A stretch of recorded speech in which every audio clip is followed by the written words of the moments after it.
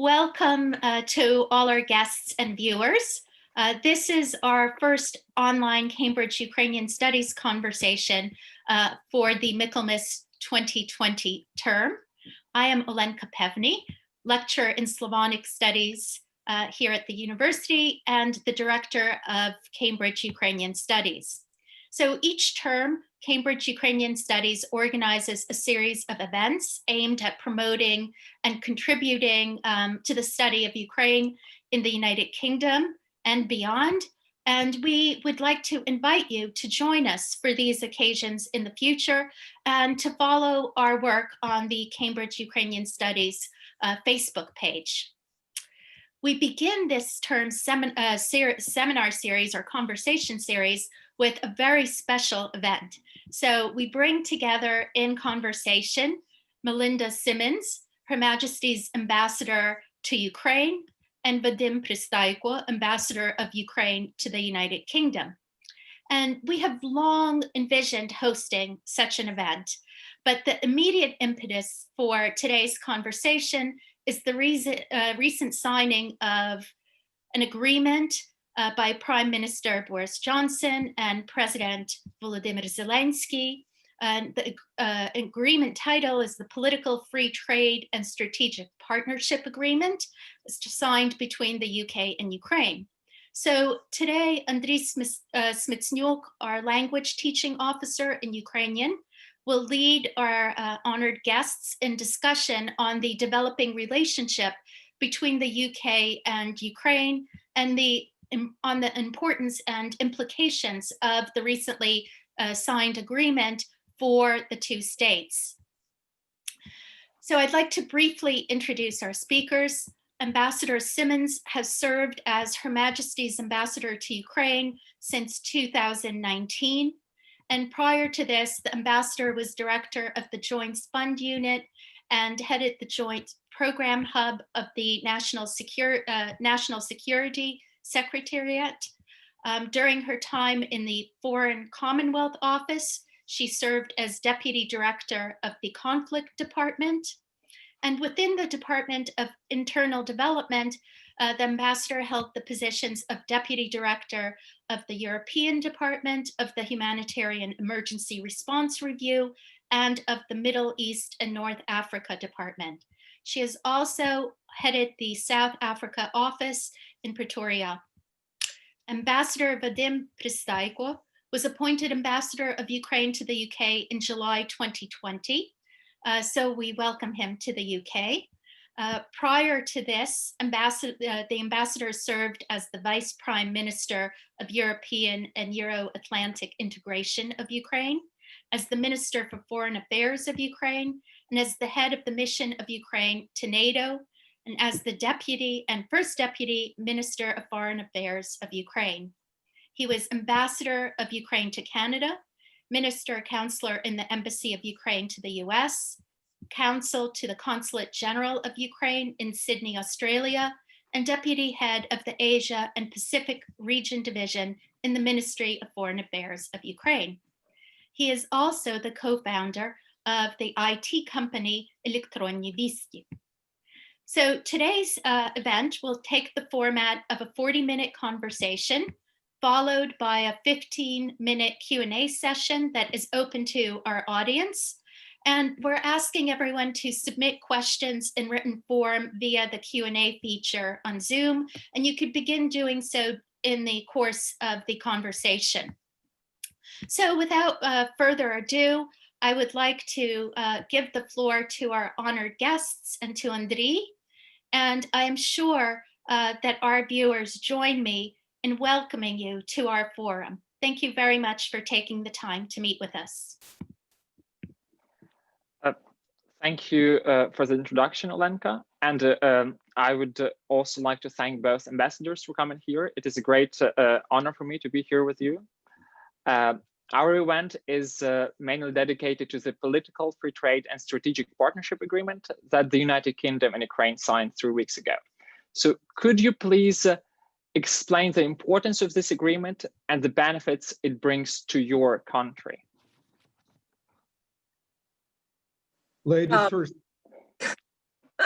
Okay, I'll go first. So I think the first thing is to say that the visit to the UK overall was an incredibly exciting visit, a really exciting opportunity.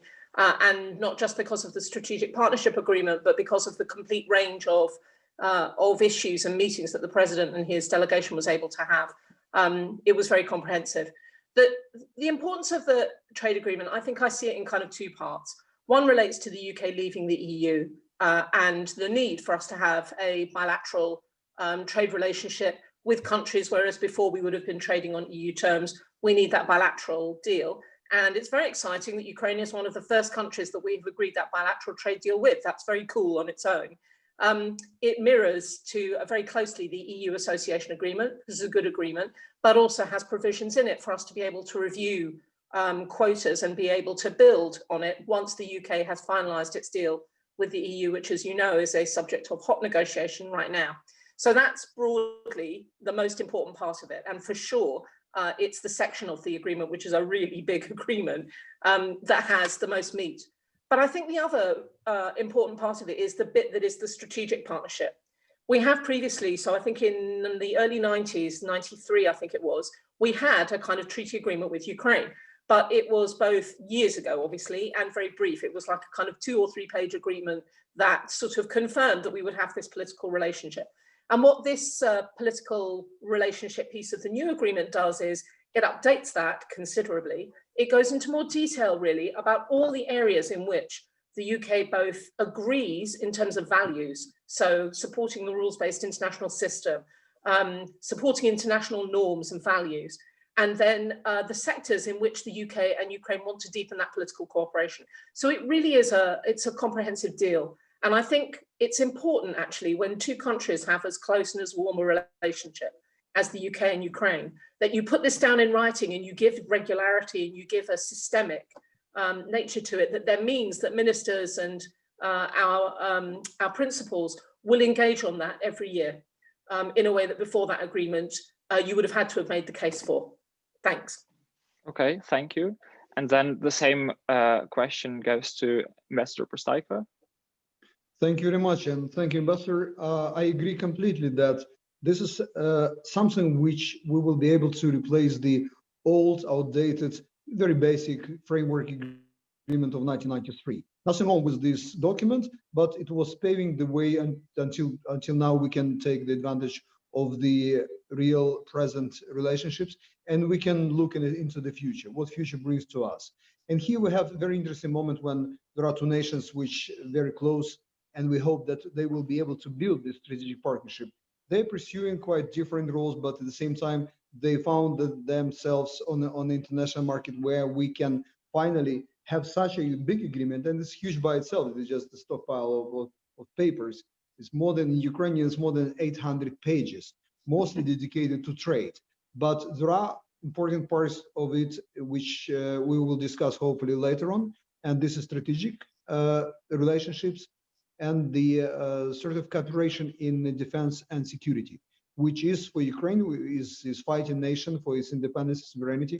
This is extremely important to have such a strong partner, one of the allies of the NATO, and just now becoming more, if I may put this in sort of terms of have a choice, a foreign policy when it is not a part of European Union. Nothing wrong with European Union, and we will probably miss UK within the frameworks of European Union. But as of now, we're happy to have this, yes, another independent voice. I also agree that the optics of the signing of the agreement, which was done at the meeting of the president, the prime minister, was very timely and very important to Ukraine and to United Kingdom right now. On top of this big treaty deal, we managed to sign the important credit agreements, and we settled many other things. I hope that we will have a couple of minutes in the term of our conversation to elaborate on the things, but I have to mention this 2.5 billion pounds credit given by UKF, guaranteed by UKF, which will allow Ukraine to go with many different spheres, and the most important is defense and security, which has already been allocated. This is half of all big deal. This money comes at a very important moment when Ukraine needs to to rebuild its navy, to do many other things in the security and defense.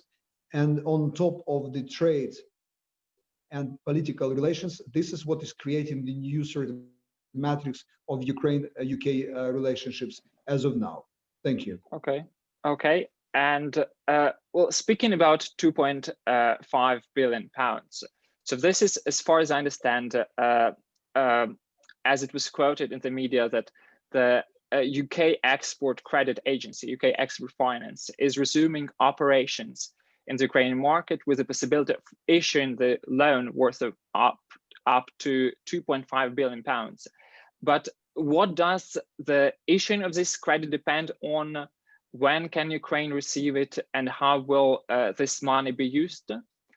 And just following the framework of the previous round, I would like to address it first to Ambassador Simmonds and then to Ambassador PRYSTAIKO. Thank you. So I think the point about take-up is that it depends on the conversations going forward about which of the sectors where export credit could most usefully be applied. The strategic partnership agreement refers to some sectors that both countries agree could be priority sectors, including service industry, agriculture was one, smart cities, aspects of manufacturing. But frankly, no sector is off the table for that. The issue really is to work out where the comparative advantage is for the UK, since an element of UK export finance is that it needs to have been sourced for the majority of it from the UK market. But otherwise, it's open, and that's why it's quite interesting to have been able to have signed that agreement at the same time as the trade agreement, because it provides a facility to be able to launch investment in some potentially new markets at the same time as having landed the deal that agreed that we were going to do that. Okay, and just to make sure, does it mean that Ukraine might not receive the loan, or is there a possibility of that at all? So just to be clear, the facility is there up to £2.5 billion. And the next bit is a conversation about how Ukraine wants to make use of that. It's not a kind of conditionality that you've got to achieve certain things in order to get it. You've just got to agree which sectors and for which products. And as Ambassador PRYSTAIKO alluded to, some part of that has already been allocated for a deal that we have made on building naval capacity, which is a great example of drawing on British comparative advantage, which is a mariner nation. And so the next step is simply to identify other sectors. Great, thank you. And Ambassador PRYSTAIKO, the same question to you. There is a great Ukrainian word, zrada, which describes many things in Ukrainian reality, but it's not applicable right now, right here. As of when we talk about this credit, as Ambassador Simmonds already mentioned, that's what we have to do right now is Ukrainian companies have to, with their partners in Britain, which will be ideal, because if we are talking about conditions, there is some condition. For example, one of the things that we expect that at least 20% of the contracts will be done in Great Britain, which is perfectly normal and okay, expected, because this is British credit. So nothing wrong with that, and our companies understand it. I already have some companies showing the interest. They just finished up the conversation with Great Britain Space Company, which is already working with Ukraine and with Ukrainian companies. They are together. We just had the telephone call. They are showing the interest towards this. But as of now, we sort of described our interest in four major spheres, and these spheres, they're covering the agriculture, transportation, energy. So there are basic things which allowed us to atomize on a later stage. What we have now to do, that we already, with the half of it which goes to defense and security, our Ministry of Defense already atomizing the things and going to sign the particular memorandums of understanding with each and every future partner. This is a long process. If you allow me, I won't go to the detail because most of the things are quite sensitive in nature, but that's how I expect to happen within the next half of it, when the companies knowing about this credit. And thank you very much for allowing yet another conversation to bring this message to the public, that 1.25 million, that's serious money, which can be spent with very low interest and even with some hike in the interest, which is more or less, it's not free money, but very close at this very difficult moment of COVID. Just one example, we are considering, as Ukrainian government, we are considering to use the part of this credit to obtain the vaccines in United Kingdom, when we hope that United Kingdom companies will be able to provide them. So this is flexible instrument needed at very particular moment, and I hope that will be used wisely. Okay, thank you. And speaking of money and Ukrainian governments, there is still a high level of corruption in Ukraine, unfortunately. Yeah, according to the Corruption Perception Index released by Transparency International in 2019, Ukraine ranks 126 out of 198 countries. So how can both countries make sure that the money Ukraine receives, the Ukrainian government receives, will be used transparently? Are there any mechanisms to control that, Ambassador Simmonds? Actually, I think that's one Ambassador PRYSTAIKO might want to speak first about, not least from his prior experience. I'll go after you. It's not my experience in corruption in Ukraine. It's my experience of being blamed about corruption in Ukraine. What I'd like you to tell that I hope that I'm coming back to this word zrada, that this time is not applicable, and I'll tell you why.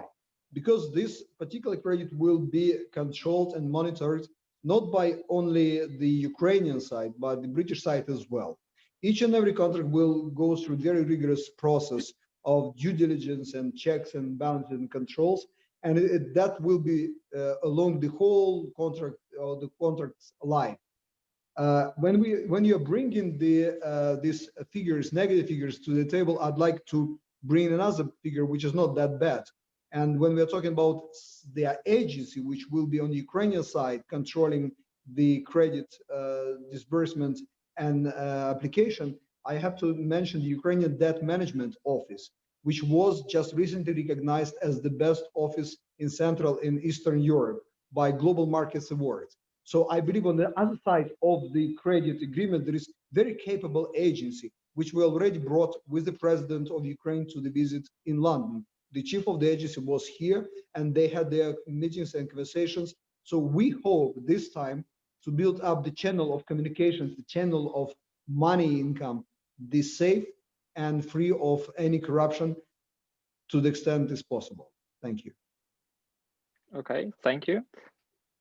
Ambassador Simmonds, would you like to continue or to move on to the next question? No, sure. I can make one comment, but I think it probably is important because it isn't just about export finance and how to ensure there are checks and balances on the money. And this is a conversation I've had before with Ambassador PRYSTAIKO, including in his previous roles. It's also about the fact that the trade agreement should inspire and motivate businesses that haven't previously invested in Ukraine to do that, British businesses. And you'll have seen that a new trade envoy has also been appointed, Baroness Mayer, who is really enthused about her role and looking forward to being able to make those introductions and help explain the market opportunities. But if British businesses are going to be able to invest successfully in Ukraine, then they must know that the law has their back, and they must know that there will be fair market treatment. And one of the difficulties about corruption in Ukraine, which is still a deeply rooted problem, takes years to root out. It takes multiple layers of interventions to be able to deal with it, is that they ask about corruption. Whenever I'm talking in business forums, they ask about the rule of law, they ask about the courts, they ask about the independent anti-corruption mechanisms that have been put in place in the last 6 years, and their ability to be able to go about their work. And these things are going to be as important as finalizing the deals, as being able to give assurance to businesses, Ukrainian businesses and British businesses, that they can go about their business as they develop those opportunities in Ukraine. Okay, thank you. And just a little bit off the topic, but still, the Constitutional Court in Ukraine canceled the criminal liability for inaccurate electronic declaration. Do you think that will in any way, and that is perceived by many in Ukraine as a sort of movement towards corruption? Do you think that might have any impact on investment in the future whatsoever? Well, from my perspective, it's not a great look, but it's the judgment is a separate, it doesn't necessarily have the power to be able to have impact on those anti-corruption institutions. So it's given a judgment.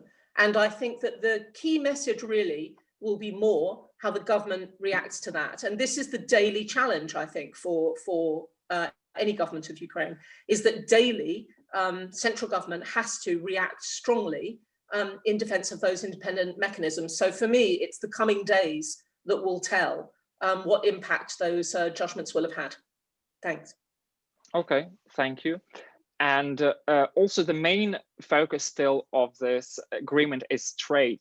So what changes can we expect to see in the trade between two countries in the nearest future, maybe in 2020?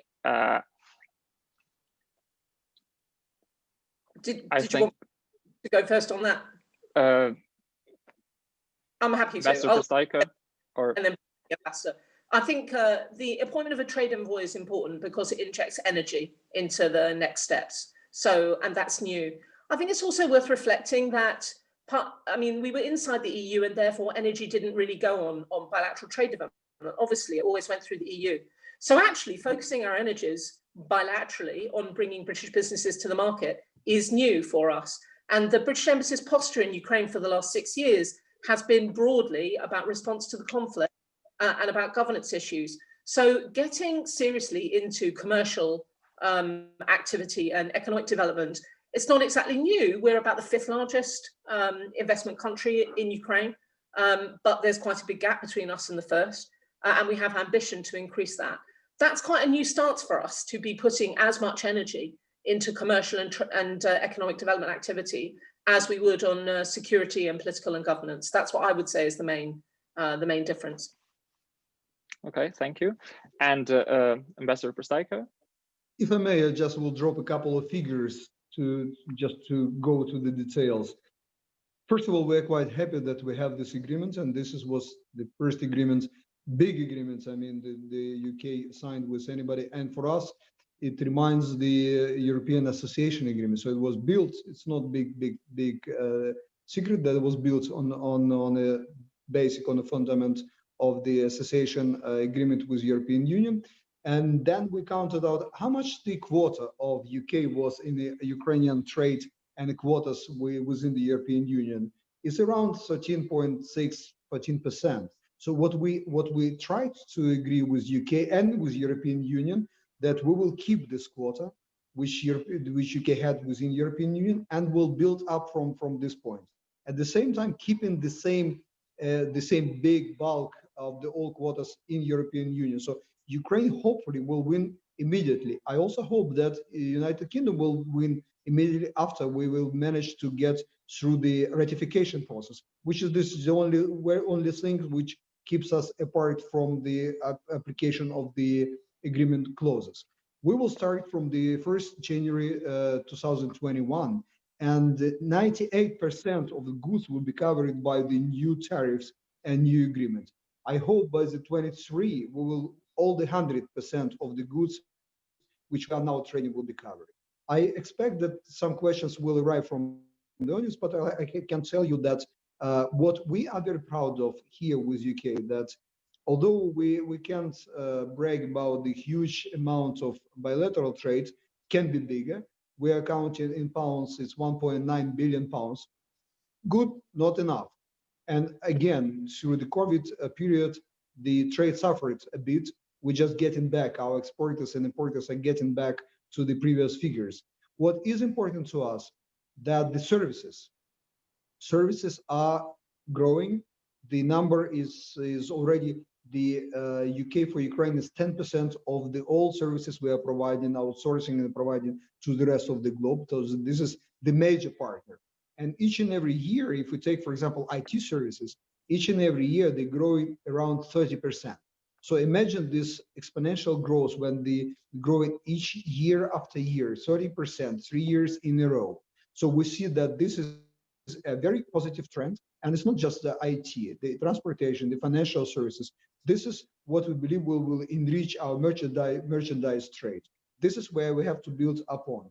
As of now, I'll give you an example so you will understand that if we have the transport services, half of the all services in 2017, where IT only had 20% of the whole volume, Now in 2019, the transport shrink to 34%, where the IT grew almost to the 40%. So we have this reverse sort of tendency, which is very good, and I hope that the trend will grow and we will build upon here. The another problem which Ukraine faces right now, that our merchandise trade, which is existing, but it consists almost to 70% consists of three major things, and they're very basic, with very low added value. That's what we have to do right now, and I see already that with new quotas, which were allowed by UK, and Ukrainian willingness to work, cooperate, and export and trade, will allow us even this year to get away from these three major positions, at least almost doubling the different sort of merchandise we're bringing to the shores of the United Kingdom. Okay, thank you. And along with the agreement, the UK Prime Minister Boris Johnson appointed Baroness Mayer as the first trade envoy to Ukraine. So what is the reason for this appointment? What does this job actually include, and what are the benefits that both the UK and Ukraine will receive from it? Ambassador Simmonds. So in that week, actually, several trade envoys were appointed. But the amazing thing for Baroness Mayer is that the appointment, along with all the others, was announced in the week when the trade agreement was signed. She's the only one of all the trade envoys to have her work cut out for her on the day on which her appointment was agreed, which is an extraordinary and a really pressurized position to start from, but very exciting because it has now become immediately clear to her what she needs to do. The value of an envoy generally compared to a minister is that they've got more freedom to travel, basically. They don't need to ask whips for permission to go and do what they need to do. And therefore, she has more flexibility to be able to do trade promotion. And essentially, that's her job. In the short term, because we have the trade agreement, I suspect that her first task will be to be gathering groups of people interested in investing in Ukraine and people interested in forging trade relationships between the two countries, and explain the trade deal, explain the export finance deal, broker relationships between companies already in Ukraine and companies interested in being Ukraine, and just create a sense of momentum around the ambition that we have to increase the amount of British investment in Ukraine, and vice versa. And then the next thing she's going to need to do really is the next stage of introducing specific sectors. And I think she's quite keen to get into the depth of some of the priority sectors that were outlined in the trade deal and start to invest time looking either at specific regions or at specific growth sectors where both UK and Ukraine have comparative advantage. But she's only been in the job for 2 weeks, so or 3 weeks it is now. So she's had her induction and she'll be speaking to a group of British businesses in Ukraine shortly. And then I hope we will be able to get her out here, depending on COVID restrictions, of course, as early as possible next year. But that's the value really, is that she'll be wholly focused on trade promotion and therefore should be able to give this a kickstart. Okay, thank you. Ambassador PRYSTAIKO, would you like to add any information to that? Just couple of words, and I again agree with my colleague that this is the timing was almost too perfect. Not just she was appointed, but we had a meeting with the president immediately. So we've done so perfectly, nobody did it before. I hope that this is good fundament. We will build up these relations. Just to explain to Ukrainians who are participating now in our conversation, what is actually the trade envoy. I will come to the terms which are more familiar to Ukrainians, because frankly, even for us, it's quite new what the trade envoy as a member of parliament, what this person can do. Do they have office? Who is giving them the factual meat, as we call it, on the bones they understand? Whether the foreign affairs is working, when Ministry of Commerce, they do it on their own. In reality, what we understand as of now, and I will check it when I see her in a couple of days, again, the restrictions of COVID are not allowing us for immediate conversation, but we already had a couple of events together with her. That reminds us something between the honorary consul, trade consul, and in Ukrainian terms, investment nanny. That's very, very popular in Ukraine right now. Not many people understand what is that.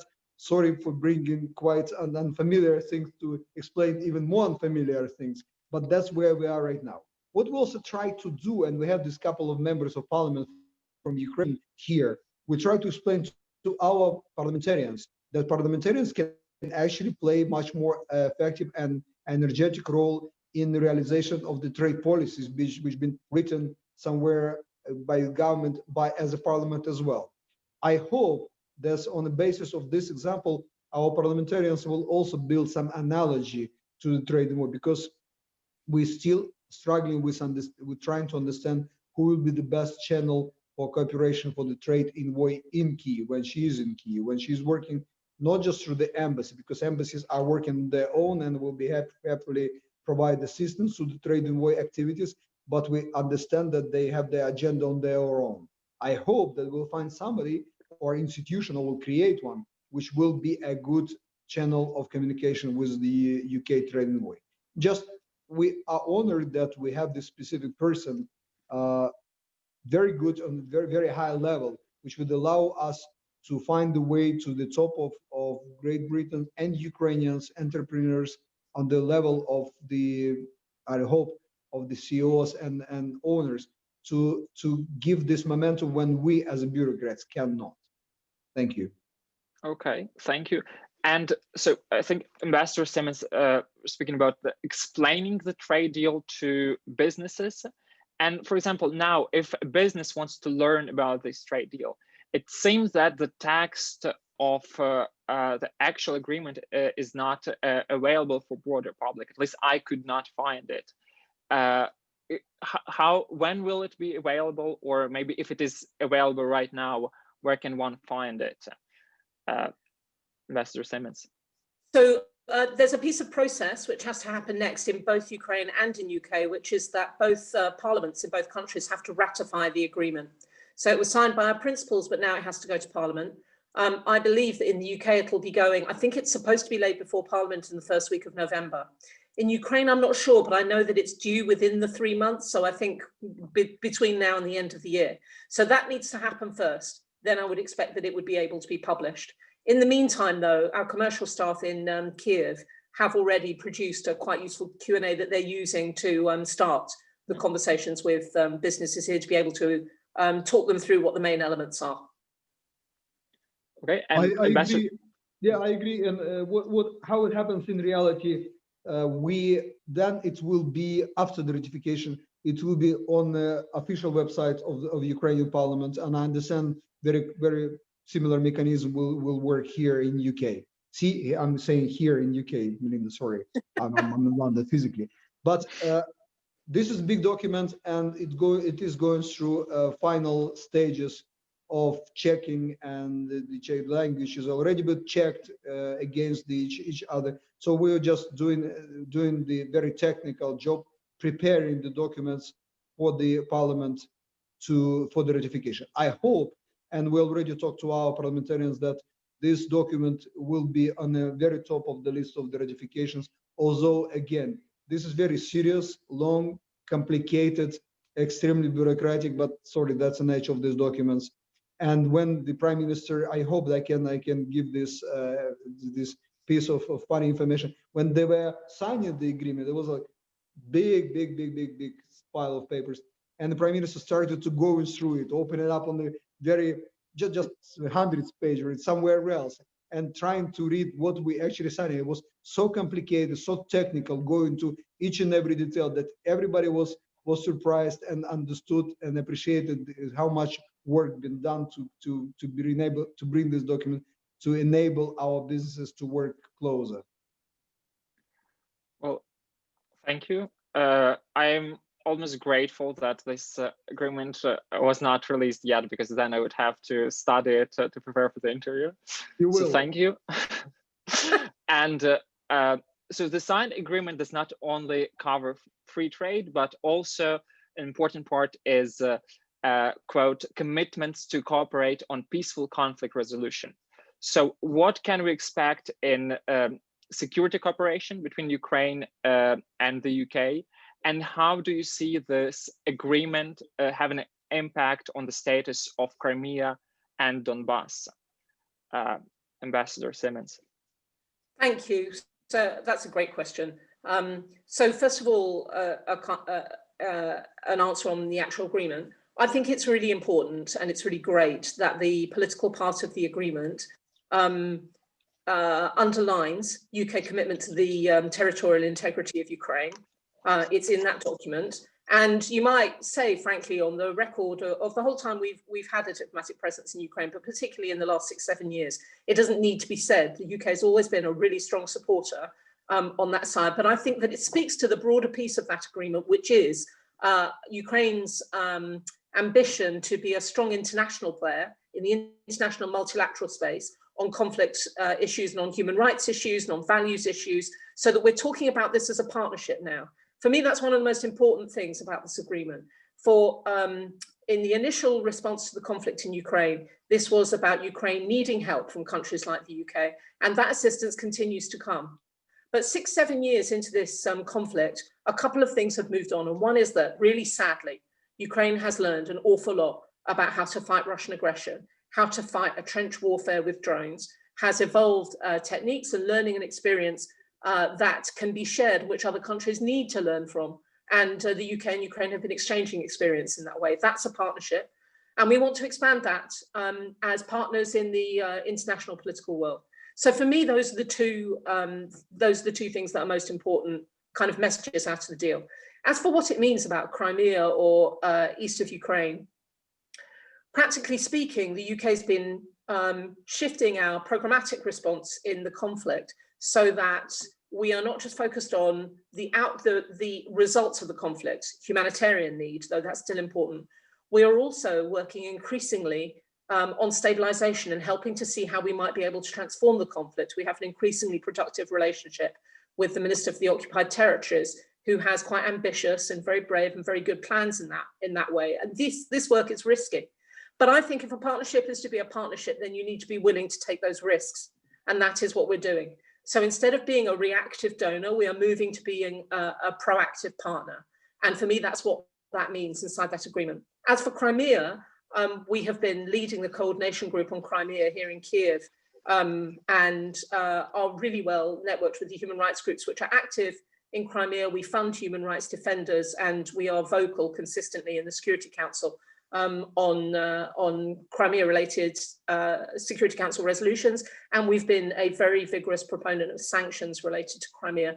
That is not going to change.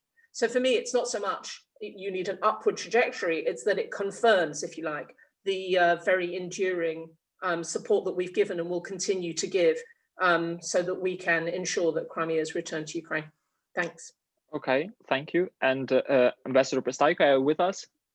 Yes, I'm here. I'm just, I was listening to what Ambassador was saying, and I have to tell you that I totally agree that this is not new. And sometimes we are overlooking what's been, because we are so happy about the trade part of this agreement, we're overlooking the importance of this political. In most of the cases, it works the opposite direction. We will establish the mechanism which will allow our leaders to check from time to time how this newly acquired strategic partnership is actually working. What is strategic partnership for us? Whether we are talking about the development goals being implemented, we are talking about global problems to be resolved, like coronavirus, or we will dedicate some of these meetings to very specific things which are very close to Ukrainian and British hearts, like the victims of this plane which was killed in Tehran. So all these things will be discussed and have the place in our discussions. We expect that United Kingdom will be as energetic and staunch supporter in NATO, for example, as it's been before, and we have no doubt that we can expect some promotion of our interests within NATO. And I have to tell you that this also been discussed between two leaders. Talking about Crimea, and I see the questions are coming on the screen, and most of them are about the Crimea and what can be done in reality.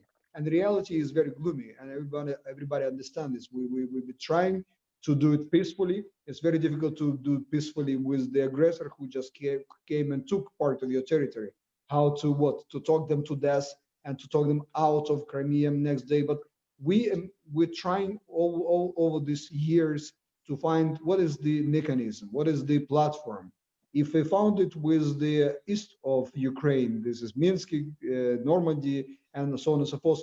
We are still struggling with identifying the platform for Crimea. We came with many of these ideas. The last one proved to be more sort of detailed, the so-called Crimean platform.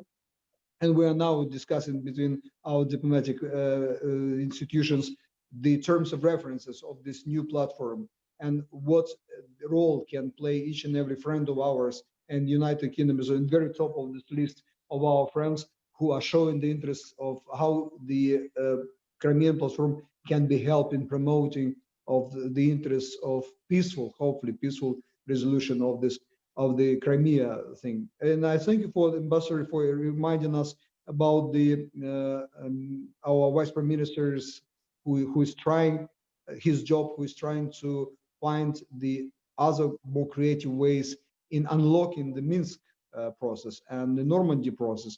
And this is again the very active role is taken by our British friends. They are trying to find the way how to be engaged, even without being a formal part of Normandy process.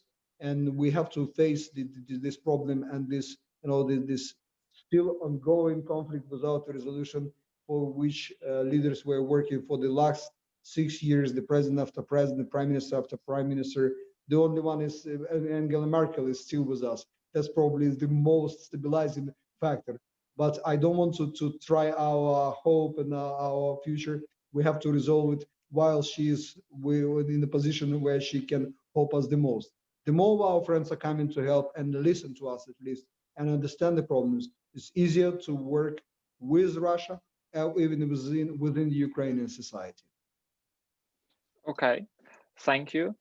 And I have actually a very quick question for you before we move then to the questions from the audience. And I want to ask it because it's a personal question of someone who had to go through visa process to the UK, as they only moved here 1 year ago.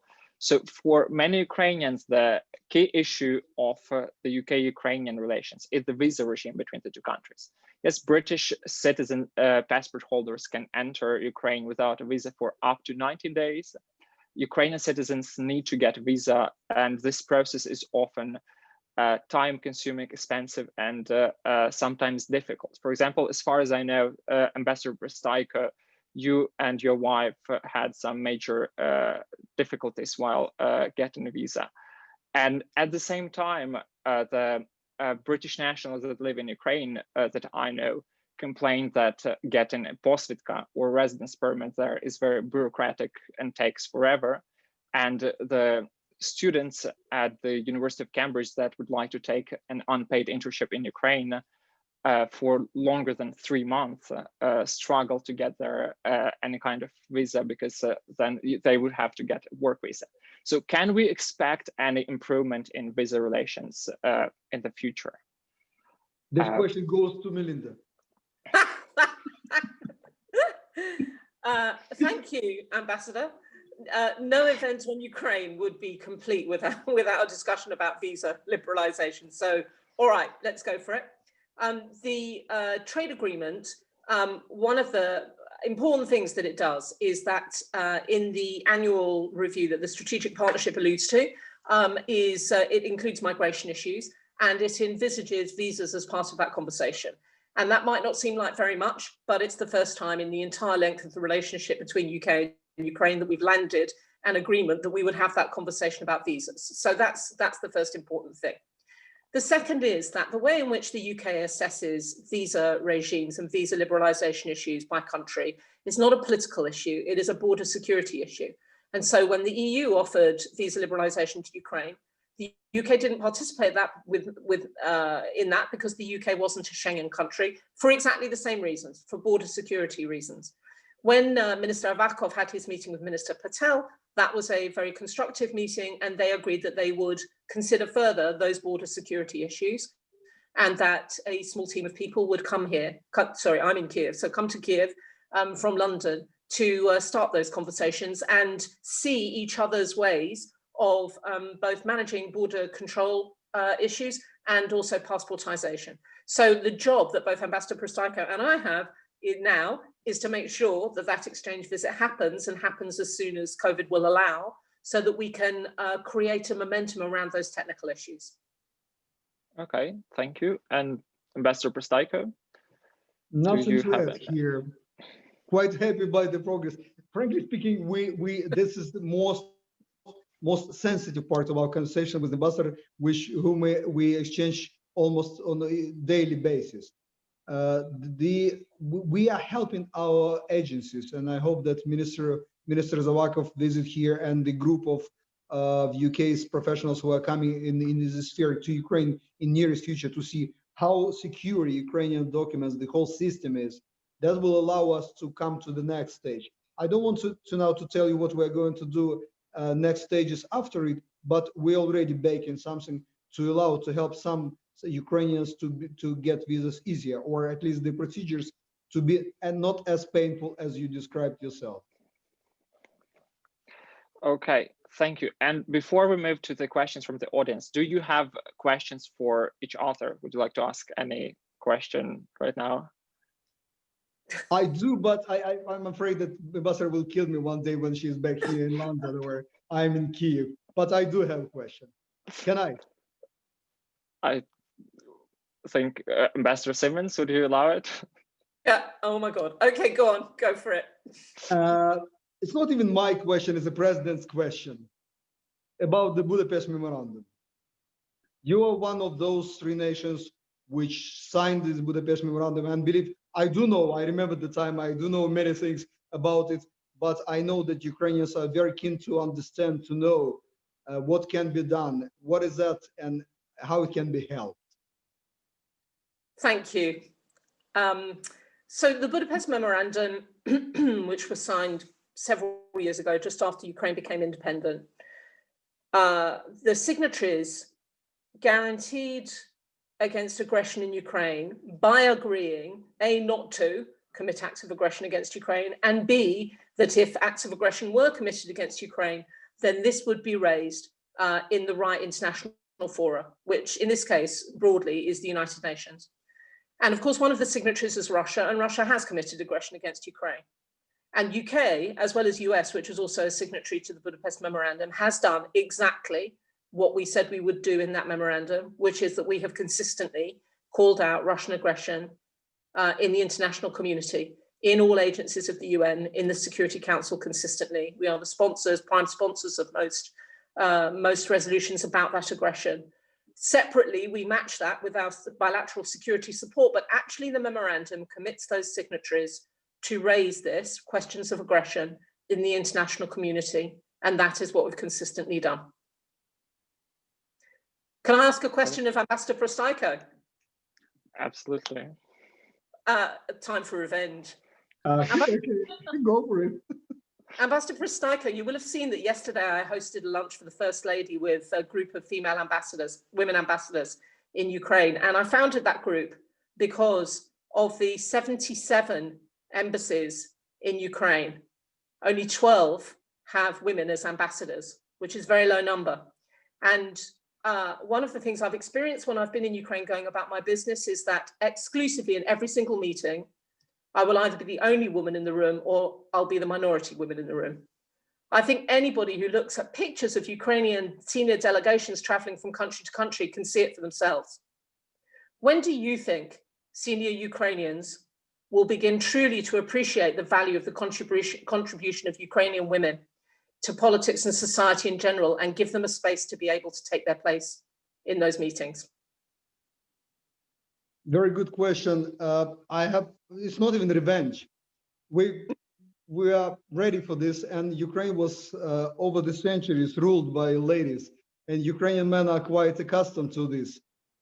We have to have a reflection of this readiness into real positions of these ladies. And you can see it in the number of Ukrainian ambassadors, for example. So diplomatic service is more than open. Already we have ambassadors in very important places for us ladies. Still have to work. As of now, I see that in most of the embassies, mine included, we have now talked about, when we talk about gender equality, we have to protect the males actually in the positions, because the number of ladies occupying the most of the jobs, and they're now not only the top position, but they're growing. I expect that in 10, 15 years, most of these young diplomats, very energetic and very knowledgeable, will become ambassadors. Then I will call you and ask you how we can protect the males within the diplomatic jobs. But frankly, I was very happy to see this picture of you standing with the First Lady, who was actually also here on a visit with the President of Ukraine.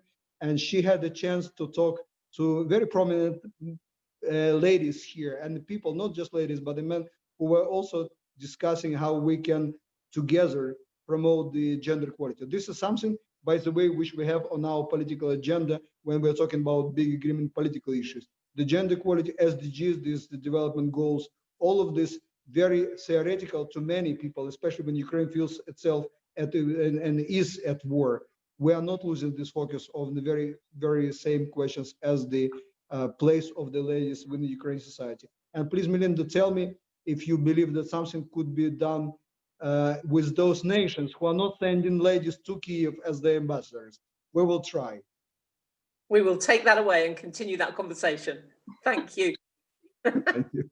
Oh, thank you very much for your answers. I think we'll be moving to the questions from the audience now.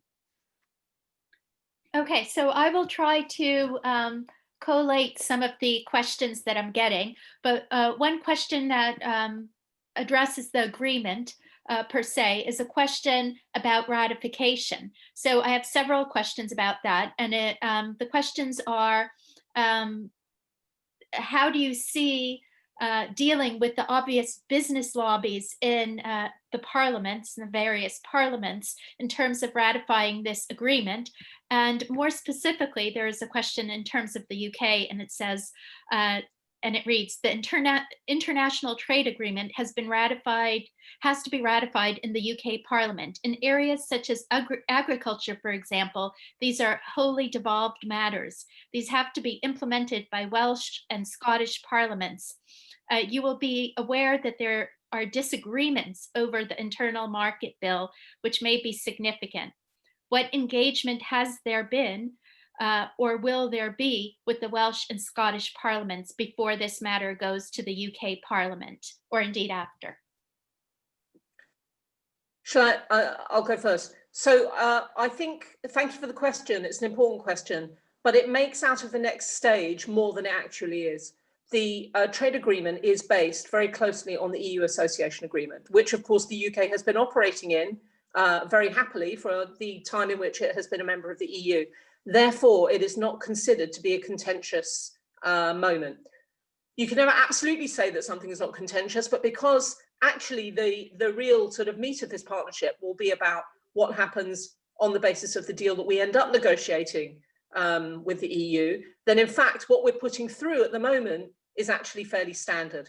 And for that reason, I don't expect it to attract that kind of controversy when it goes through Parliament. But the questioner, I'm sorry, I didn't catch the name, is absolutely right that when we go forward with our conversations with the country about the areas in which we will invest, we, and of course Baroness Mayer, will be really interested and will want to make sure that the devolved administrations, as well as in the UK, will be having the conversation about commercial relationships with Ukraine, because the possibilities exist all over the United Kingdom. Thanks. So I apologize, I didn't give you the names. The question was, since I combined several questions, it was a question from Mick Antoniou and from Roman Palyenko. And I apologize if I mispronounce anyone's name. So those were the questions. So I will ask another question about the Budapest Memorandum, because we have quite a number of those. And the question is, the question asks, so I need to find it again. I'm sorry. It's hard to keep track of all of these questions, but the question is from Robert Marco, and I'll find the author of the next question, but the question asks, so I am happy about the strategic dimension of the agreement. However, recalling the Budapest Memorandum of 1994, which the UK and the US signed, but it seems to have been merely symbolic, not to offer any real commitment. What are the specific commitments of the UK to Ukraine if the territories, if terrorism continues in the Eastern Front? Thanks. the work that the UK leads, and it does lead it in the Security Council, to ensure that sanctions are imposed on Russia for their aggression is not only not nothing, I would argue that as the Minsk agreement works incredibly hard to make any kind of meaningful progress, sanctions are one of the main things that's keeping Russia at the table. That is not nothing. So I will ask a more pointed question to Ambassador Prystaiko that we've received, and this has to do with the events in Ukraine, the recent events in Ukraine. So this is from Dmytro Shurko, who is from the National News Agency of Ukraine. So the recent decision of the Constitutional Court of Ukraine, which one more time has challenged the law on unlawful enrichment, is not about the anti-corruption reforms, but rather about the credibility of the Ukrainian judicial system itself. So the question for Ambassador Prystaiko is, what could be the impact of such a decision on the international image of Ukraine, and what could be the way out?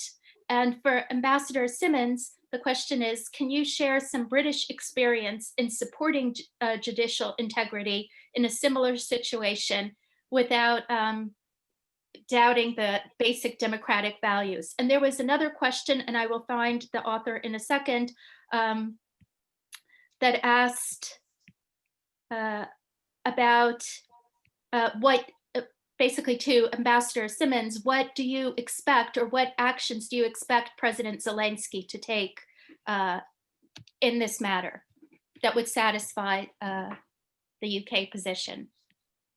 And I'll find the author, I'm sorry. I'm happy that I don't have to answer this particular one. But you have the first question. The first question Yes, is what impact? Unfortunately, I do. Excuse me?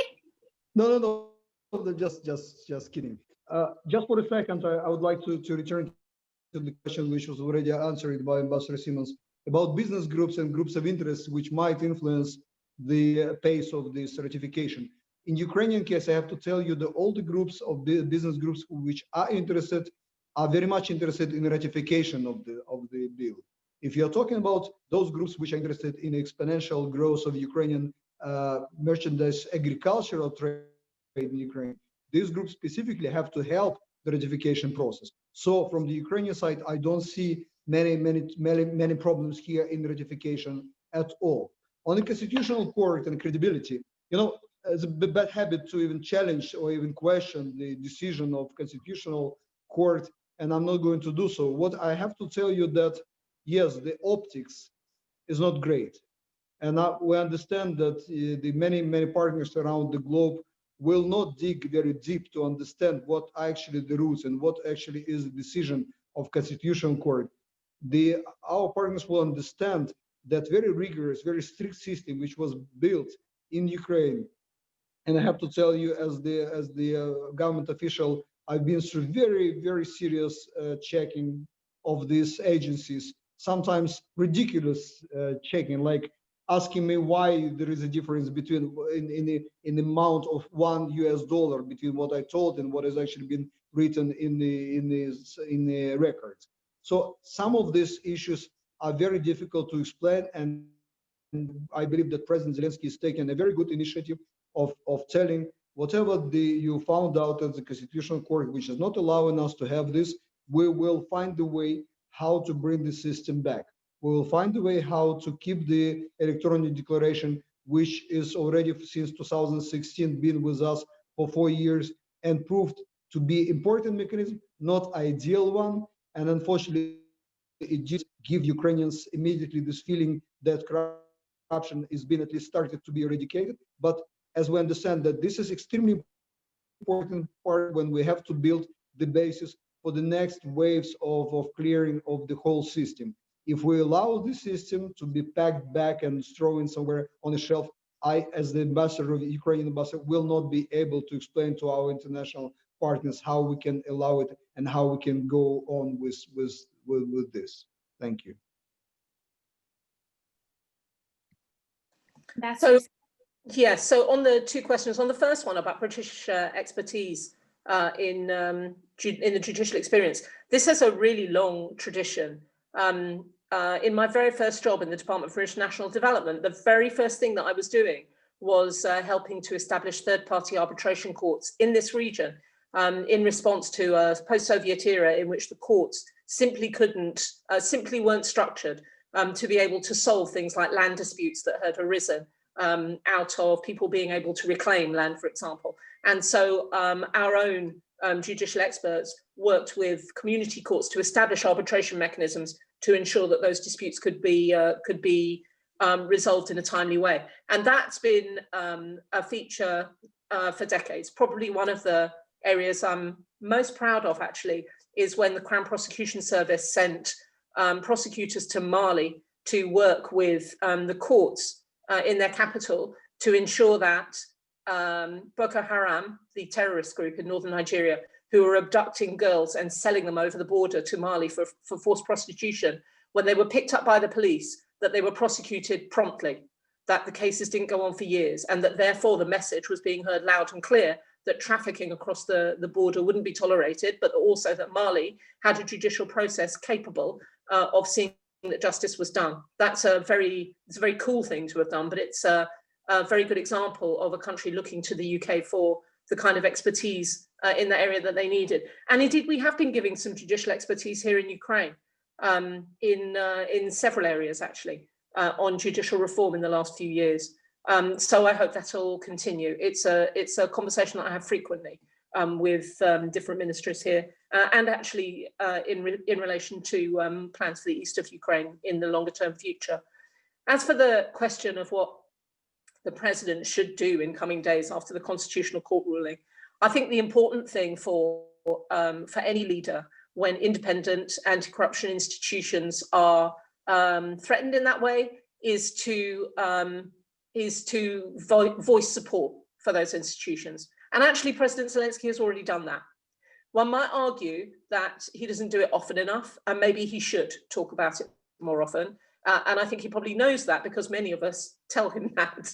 I've also told him that. So that's no secret, because of course the international community has been heavily invested in working with Ukraine to help develop those institutions and make sure that they're on a strong basis. So for me, the main thing is the political message that shows that the government of the day has taken ownership of these initiatives that the international community helped to set up, but are also willing to put their might and their political clout behind them when the inevitable happens and vested interests try to get in the way of those agencies doing their job. So thank you very much. I would just like you to know for your information that the second part of the question was from George Solomoniuk, the author of the question. Okay, so I'm going to move to another topic that is more focused on civic society. So I have a question from Paul Anticani. I'm not sure I'm pronouncing the surname correctly, but and I apologize, but his question is as follows. Very struck by the immensely high caliber of both ambassadors and their detailed explanation of the context. Thank you. And now to the question. Both the UK and Ukraine are seeing increases in inequality between those that have and those that don't have. How will the impact of the trade agreement filter down to improve the lives of a growing Ukrainian community that are struggling economically? And I'm just going to follow up on that. Artyom Shaipov asks, Your Excellencies, could you please share your thoughts on the ways, if there are any, in which civil society of Ukraine and the UK could be instrumental in supporting the implementation of the agreement? If I may, let me start with the first one. We have people suffering in Ukraine for many different reasons. Partly is because of the mismanagement of our own nation, inability to provide services to people and protect them. This is very difficult to deal with when we talk about Ukrainian-British relationships and big agreements and everything we are doing with my very good friend, Ambassador Simmonds. But we are also trying, and the political part which is allowing us to have the open conversations like this one. It goes also on a very different levels of all our governments. We hear each other, we understand each other. From time to time, we can talk to each other, we can extend the hand to help each other. On the trade part, when we allow Ukrainian businesses to grow, and especially those ones who are struggling right now with the COVID times, trying to get the most out of their trades, which is shrinking, the markets which are shrinking again, with everything that's what we're providing, this instrument, that's fishing road for them. When we're talking about the visas and the immigration, we are not promoting the brainwash from Ukraine, but at the same time, we're at least trying to promote the exchange, free exchange between the university, between just people who want to go on tourism, who still can travel, or for the business establishment of business contacts. So this is how we can try to help.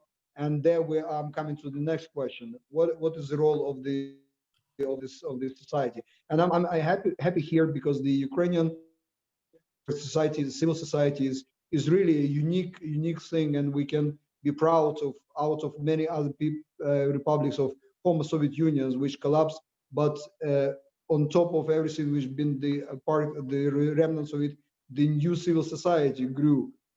What we can expect from them, how can they take part? There are different societies, the civil societies working, and the different groups are working.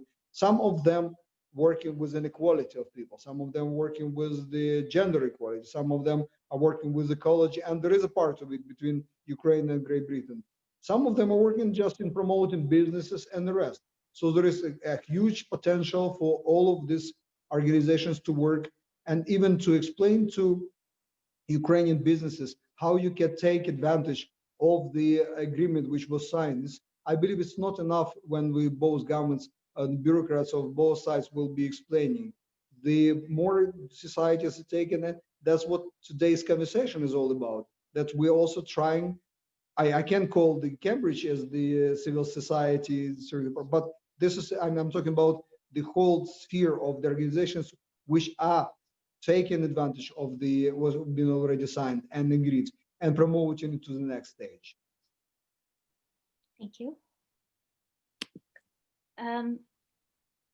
Ambassador Simmons, would you like to add anything, or should I ask another? I will just, if you don't mind, I will very briefly just add one thing. So first of all, thank you, Paul Anticoni. Good to hear from you, and it's a good question. I think a lot of this is also about decentralization and how the mayors and governors in the different oblasts ensure that the economic development plans that they have are properly consulted by communities. I'm planning, I hope, next week to visit Kherson, and it's the second time I will go to Kherson. And Kherson is an oblast where the UK is just beginning to think about how to potentially support the very reform-minded governor there in his economic development plans. And one of the first questions that I asked him, because Kherson has a significant challenge with unequal resources and poverty and a huge economic development need, was how well did he think the population of Kherson understood his economic development plans? And so he explained how he had put his plans on social media. He'd taken questions. It was absolutely true that people had immediate questions about things they needed immediately, and the pressure, to empower communities to be able to have what they needed to create economically viable projects was a real challenge, and it always will be a challenge. Nonetheless, I think that's partly where the issue lies. And I think for charities that work in those regions, the relationship then with those community groups, the consolidated community groups that have been created out of decentralization, for me, provide the more direct path to tackling the large pockets of poverty in each of those oblasts. So it's a combination really of sufficiently kind of focused regional leadership on having equal access to the opportunities that they're trying to grow, and then ensuring that those communities can participate in the decisions about how you grow them. Thank you. I will now ask two questions about agriculture. So from George Solomoniv, I have, is the agriculture sector investment dependent on land reform in Ukraine? And then from Zachary Bevan, I have, what role do you think Ukraine, as a major food exporter, can play in delivering UK food security post-Brexit once the UK is no longer bound by the EU's tariffs on Ukrainian agricultural products? I believe the both of these questions goes well together.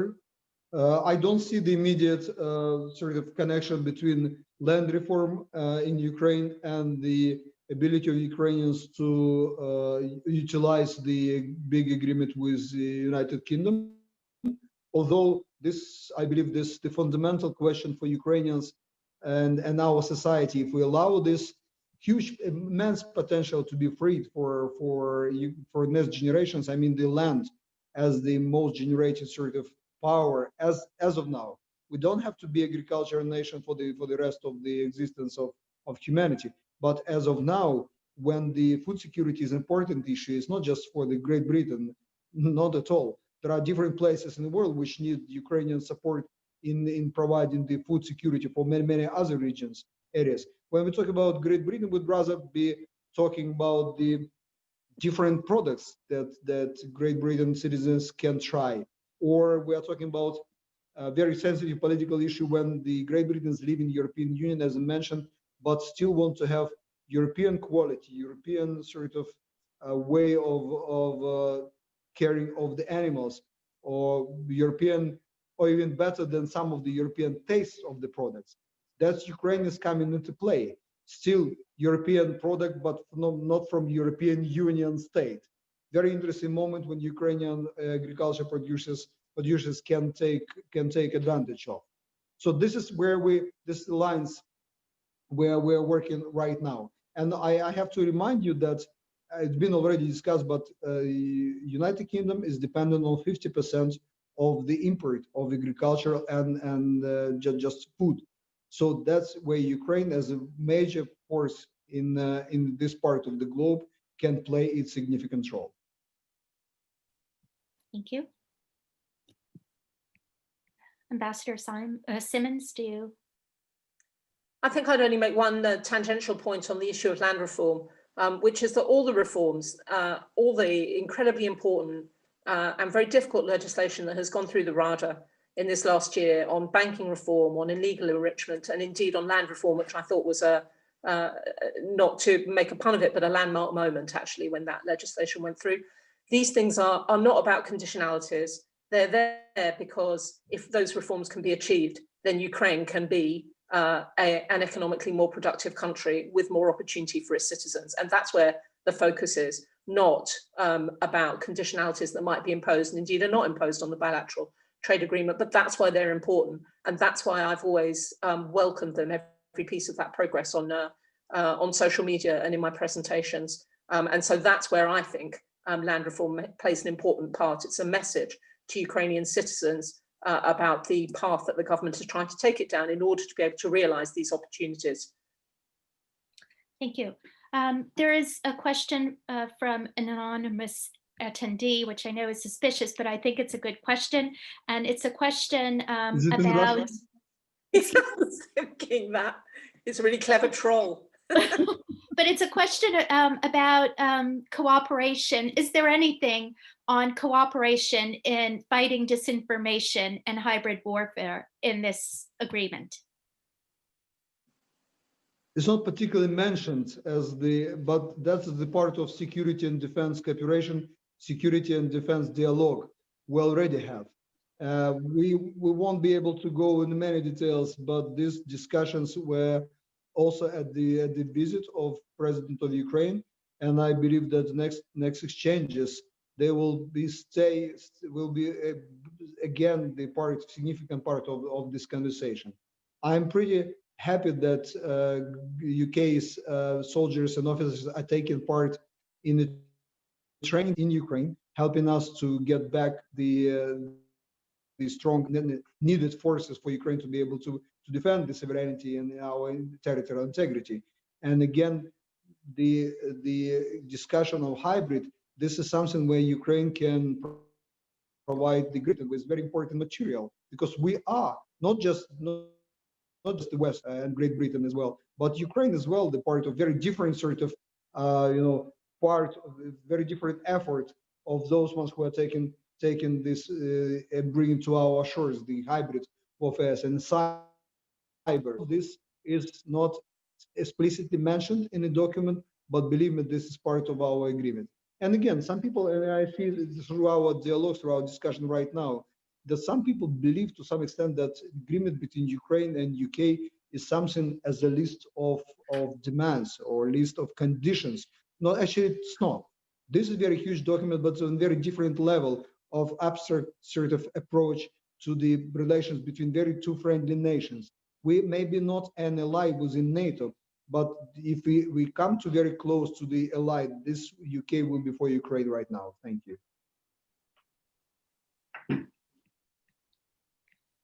Ambassador Simmonds? Actually, on that, I don't think I've got anything to add. I think the ambassador's covered it. Okay, so I have a question. I know that it's 6:20, so I believe that we should wrap up in about 10 minutes. Would that be okay if I ask 2 more questions? Is that okay, Ambassador?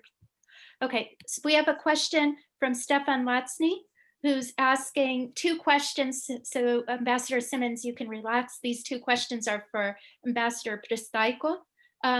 You mentioned that Ukraine would likely miss the UK's membership in the EU in the long term. Can you elaborate on this?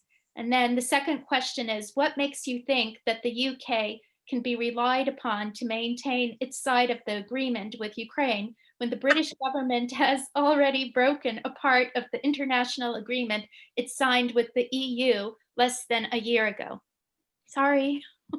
I will go for first question. Excuse me? I will go for first question. Okay. When I mentioned that Ukraine will miss the UK's role in the EU, we're coming to the end of our conversation, and then the joke will be perfectly situated right now. When we talk to our EU friends, we told them so many times, at a time of need, when we have to save money on everything, could we just leave the table and the chair and the flag of UK, just add R to it, UKR, and we will sit while still warm after the UK. So that was part of the joke, but it was always taken by our friends in the EU like very seriously. No, Ukraine is not ready. We will be ready. Don't worry, guys. We will come there, even if somebody like UK is deciding to leave for their own reasons. We do respect and appreciate that this union allows anybody who wants to leave it to leave, because we have very bad experience of trying to leave the Soviet Union. This post-divorce struggle is going for 30 years now. We even have so many people killed just because we decided to go our own way. So this is very important example for Ukrainians to understand. And again, talking about missing UK, there are different nations with different interests in the EU. You can read through Ukrainian newspapers recently that not each and every nation of EU, and unfortunately NATO as well, is as friendly as the rest of them. So the sober voice of a very important and serious member of EU and NATO and just international as UK was important, to create the compromise, the consensus needed towards Ukrainian expectations. That's why I believe that we'll miss. At the same time, now we will have our friends in the EU plus UK, which is also a good sign. Okay, so since I've posed 2 questions to Ambassador PRYSTAIKO, I'll now pose a question to Ambassador Simmonds. And this is a question from Sergei Bogotyryov, and he asks, in 2018, Germany's surplus in trade with Ukraine was $3690.84 million US, and the UK surplus was only $318.92 million. What prevented the UK from developing trade with Ukraine within the EU? Oh, that's an interesting question. I actually think it has more to do with the fact that Germany and Ukraine, being geographically closer and having a much more extensive relationship, put more effort in both sides into growing that market. And we don't compare in terms of that effort to Germany. And that's one of the reasons why the trade agreement is interesting, actually, because outside the EU, it gives the impetus really to start to grow it. But inside the EU, I think there was just a different dynamic. And as I say, in the last 6-7 years, we were always much more security and governance focused than we were trade and commercial. And it is a thing that leaving the EU has done for us here, is that it has diversified that focus. And that is why I expect this now to rise. Thank you. So I think I will, there are many questions here, but I think I will end on this. I would just like to make one remark based on the comments that I see on the screen. And that remark goes, I guess, well, to both of you. And it is a word of gratitude to Ambassador Melinda SIMMONS for asking the question about women in Ukraine and the role women play in politics in Ukraine. And there's a recommendation saying that it would be nice to hear more facts and words of practice coming from Ukraine about the role of women, rather than just tokenization and generalizations about women. This is an important issue for Ukraine and for Ukrainians abroad, and there is not enough in education and in terms of equality. So I'm reading a couple of messages together. This is why it's disjointed, but basically there are quite a number of panelists, attendees who wrote in and expressed that this is a question that carries real weight for them. So I'm trying to, I don't want to miss anyone, but we've been online now for an hour and a half. And I think this was a really substantive and wonderful discussion. And I cannot express my gratitude enough to both ambassadors for joining us and for helping us learn so much more about Ukraine and about Ukrainian UK relations. This is what we hope Cambridge Ukrainian Studies is all about. And I would like to thank you both for supporting our efforts here and for being so willing to participate and explain in such clear terms the agreements that you have signed and the issues that you have on the table before you. So thank you very, very much for joining us. And I am sure that if we were live in Cambridge, which I hope we will be someday, there would be well, a standing ovation thanking you for your participation. And we look forward to more such discussions. Thank you very much. Thank you so much. I would also want to say thank you for coming to this virtual event. It has been a great honor meeting you here.